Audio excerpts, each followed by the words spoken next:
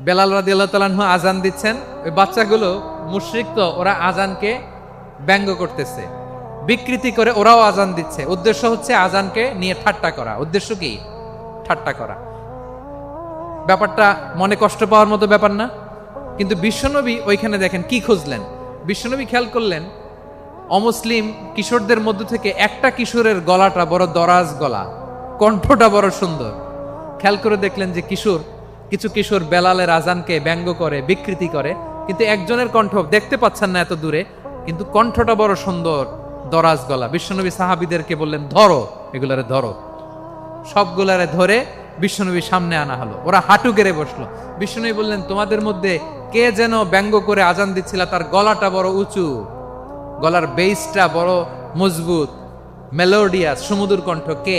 আবু মাহজুরা বলে, আমার বন্ধুরা সবাই আমার দিকে আঙ্গুল দেখায়, আমি পড়ে গেছি বিপদে।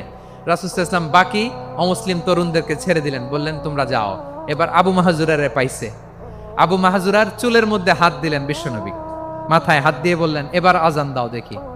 আবু মাহজুরা বলে, আমি তো আজান দিতে জানি না, কারণ আমি তো বেলালেরটা শুইনা দিছি, আমার তো মুখস্থ নাই, আমি তো আজান দিতে জানি না। বিশ্বনবী বললেন, জানো না? তাহলে আসো, আমি তোমারে শিখাই দেই। সুবহানাল্লাহ পড়েন।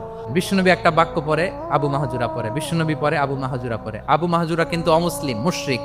আবু মাহজুরা বলে, এক একটা বাক্য পড়ি আমার কলিজাটা গলে ঠান্ডা হয়ে যায়। এতদিন মোহাম্মদকে গালি দিতাম, এখন মোহাম্মদ আমার মাথায় যখন হাত রাখছে, আমার সারা শরীর ঠান্ডা হয়ে গেছে। পুরো বাক্যগুলো যখন শেষ, আজান শেষ, আবু মাহজুরাও যখন পুরো আজান পড়লেন, আবু মাহজুরা বললেন, এতদিন মোহাম্মদের চেহারা দেখলে আমার ঘৃণা লাগতো, আজ থেকে মোহাম্মদের চেহারার চেয়ে প্রিয় চেহারা আমার কাছে নাই।